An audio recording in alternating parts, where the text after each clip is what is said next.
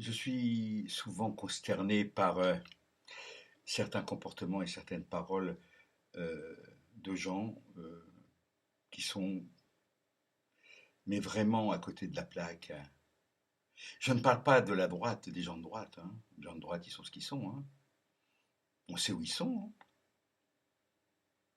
Ils sont du côté du manche, ils sont du côté des flics, ils sont du côté de l'ordre, ils sont du côté du capital, ils sont du côté des tabasseurs et des exploiteurs. Très bien, bravo. C'est eux. Ils sont dans la logique. Ceux qui se réclament de la droite, j'entends. Ben voilà quoi. Bon, ils oublient un petit peu leur comportement passé, hein. Voilà. Venir nous dire à nous, de gauche, d'extrême gauche, hein, euh, qu'on est des antisémites, alors que ils sont d'une famille qui a été notoirement et violemment antisémite, ça me fait rire. Enfin, ça me fait pas rire, mais je trouve ça un putain de retournement, hein. Voilà. Si je dis, par exemple, que M. Netanyahou est un gros con de fasciste, je suis quoi? Je suis un antisémite? C'est ça? C'est bizarre. Le comportement de Netanyahou ne gêne personne à droite, hein, ni à gauche d'ailleurs, en fait. Hein. Enfin, cette gauche lamentable. Moi, je. Non, Netanyahou, pour moi, est un gros con de fasciste qui agit de façon ignoble avec les Palestiniens. Est-ce que ça fait de moi un islamo-gauchiste? Non, non. Il faut que des tas de gens qui disent n'importe quoi aillent voir ce que c'est que l'histoire du Moyen-Orient, en gros depuis l'effondrement de l'Empire ottoman, c'est-à-dire hum, la fin de la guerre de 14. Hein.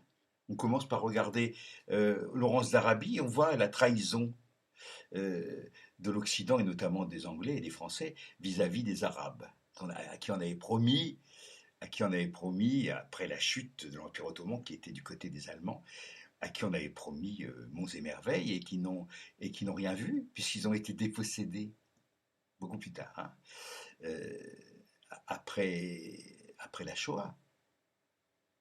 Hein. Il fallait, je sais pas, on pouvait créer un État d'Israël en Allemagne, par exemple, ou en Argentine, comme d'ailleurs certains sionistes y avaient pensé au départ. Mais dans tous les cas, euh, il fallait forcément soit accepter de vivre avec les gens qui vivaient là déjà, ou soit les spolier. Bon, ben voilà, l'histoire a choisi, enfin l'histoire, certains ont choisi. Bref, mais un séjour, je reviendrai là-dessus, parce que c'est difficile de dire aux gens, écoutez, allez voir l'histoire du Moyen-Orient. Ils ne le font pas, donc des fois, il faut le faire. Hein. Non, c'est les gens de gauche hein, qui se disent de gauche, qui est soi-disant progressiste, où je dis, ils sont à côté de la plaque. Voilà. Les mêmes qui ont voté Macron, je le sais, qui m'ont traité moi de fasciste parce que je refusais de faire barrage au deuxième tour, les mêmes quasiment me traitent de fasciste encore une fois parce que allez, je m'en prends pas d'ailleurs, je m'en fous, mais je prends plutôt le point de vue des victimes de viol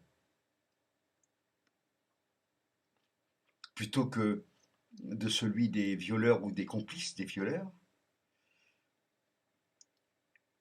Je deviens quasiment ipso facto une sorte de fasciste encore une fois. C'est tout à fait intéressant comme retournement, là encore. D'ailleurs, je remarque une chose, il y a un truc, c'est systématique. Il y a des gens qui finalement ont une telle mauvaise conscience de leur comportement, notamment de 2017, et ce sont des bourgeois. Ils savent pas, c'est l'esprit bourgeois, c'est l'esprit de l'ordre. Que finalement, euh, ça les emmerde tellement qu'il faut bien trouver un bouc émissaire.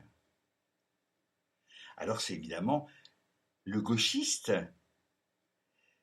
celui qui a dit non, moi je voterai pas, moi je voterai pas Macron, j'y vais pas, moi non, je refuse, je vote pas Macron. Tu votes Le Pen? Ah ben sûrement pas, encore moins.